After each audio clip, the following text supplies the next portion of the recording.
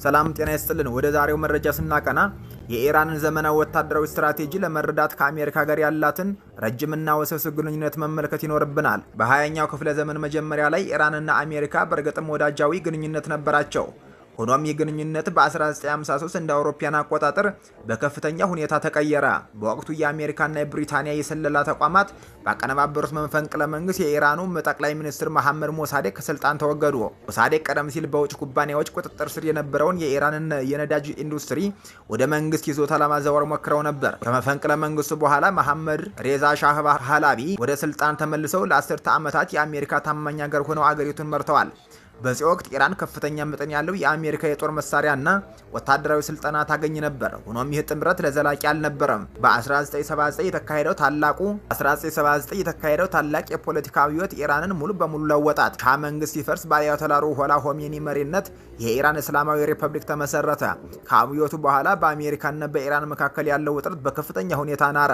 በህዳር ወር በ1979 የኢራን ተማሪዎች በቴህራን የሚገኘውን የአሜሪካ ኤምባሲ በመውረር 52 አሜሪካውያን ዲፕሎማቶችን አገቱ።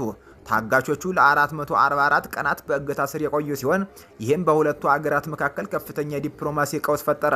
ይህ ክስተት በአሜሪካና በኢራን መካከል የነበረውን ግንኙነት ለዘላቂ አበላሸው።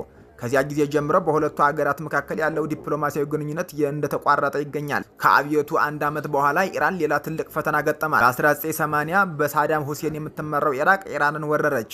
ይህ ጦርነት እስከ 1988 ድረስ ለ8 ዓመታት የቆየ ሲሆን በ20ኛው ክፍለ ዘመን የረጅሙ ጦርነት ሆኖ ተመዝግቧል። በጦርነት ወቅት በመቶ ሺዎች የሚቆጠሩ ሰዎች ተገደሉ፣ ዋና ከተማዎች ወደሙ።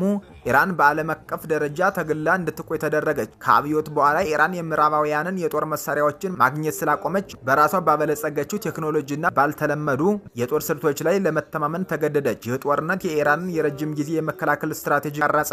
ኢራን በውጭ አጋሮች ወይም በገቢ የጦር መሳሪያዎች ላይ መተማመን እንደማትችል ተረዳች። ይልቁንም ራሷን የቻለ የጦር ኢንዱስትሪ መገንባት ጀመረች። ከኢራን የኢራቅ ጦርነት በኋላ ኢራን በሚሳይል ቴክኖሎጂ ላይ ከፍተኛ ኢንቨስትመንት አደረገች። ዛሬ ኢራን በመካከለኛው ምስራቅ ትልቁ የሚሳይል ክምችት ያላት ሀገር ነች።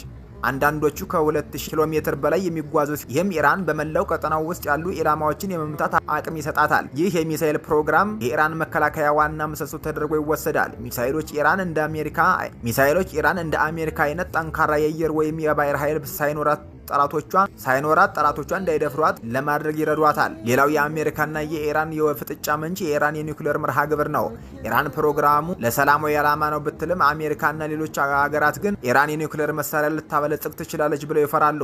ይህንን ለመፍታት በ2015 የኒውክሌር ስምምነት JCPOA ተፈርሞ ነበር። በዚህ ስምምነት ኢራን የኒውክሌር እንቅስቃሴዋን እንድትገታ በምላሹ ደግሞ ማዕቀቦች እንዲነሱላት ተስማምተው ነበር። ሆኖም እንደ አውሮፓውያን አቆጣጠር በ2018 አሜሪካ ከስምምነቱ መውጣቷን ተከትሎ ማዕቀቦች እንደገና ተጣሉ። ይህም የኢራንን ኢኮኖሚ በእጅጉ ከመጉዳቱም በላይ በሁለቱ አገራት መካከል ያለውን ውጥረት አባባሰው። ባለፉት 10 ዓመታት በአሜሪካና በኢራን መካከል ያለው ውጥረት እየጨመረ መምጣቱን ተከትሎ በርካታ ቁልፍ ክስተቶች ተከስተዋል። ለምሳሌ በፋርስ ባህረ ሰላጤ ላይ በነዳጅ ጫኝ መርከቦች ላይ የተፈጸሙ ጥቃቶች፣ በሁለቱ ሀገራት መካከል ያለው የሳይበር ጦርነትና በከፍተኛ ወታደራዊ መሪዎች ላይ የተፈጸሙ ግድያዎች ናቸው። በቅርብ ዓመታት ውጥረቱ መባባሱን ተከትሎ በአሜሪካና በኢራን መካከል የተደረጉ የዲፕሎማሲ ንግግሮች ዘላቂ ስምምነት ላይ መድረስ አልቻሉም። በተመሳሳይ ጊዜ በቀጠናው ውስጥ ያሉ ወታደራዊ ፍጥጫ ተጠናክሯል። የቅርብ ጊዜ ዘገባዎች እንደሚያመለክቱት ግጭቱ የሚሳኤል ጥቃቶችን፣ የአየር ድብደባዎችንና የኢኮኖሚ መስተጓጉሎችን ወደሚያካትት ሰፊ ቀጠናው ውጥረት ተሸጋግሯል። ይህ ግጭት በዓለም አቀፍ የነዳጅ ገበያ ላይ ተጽዕኖ እንዳሳደረ ይገኛል። በተለይም የዓለም የኃይል ማጓጓዣ ቁልፍ መስመር የሆነው የሆርሙዝ ወሽመጥ ስትራቴጂክ ጠቀሜታ ለዚህ ዋነኛው ምክንያት ነው። በዚህ ቀጠና የሚከሰት ማንኛውም አለመረጋጋት በዓለም ኢኮኖሚ ላይ ከፍተኛ መዘዝ እያስከተለ ይገኛል።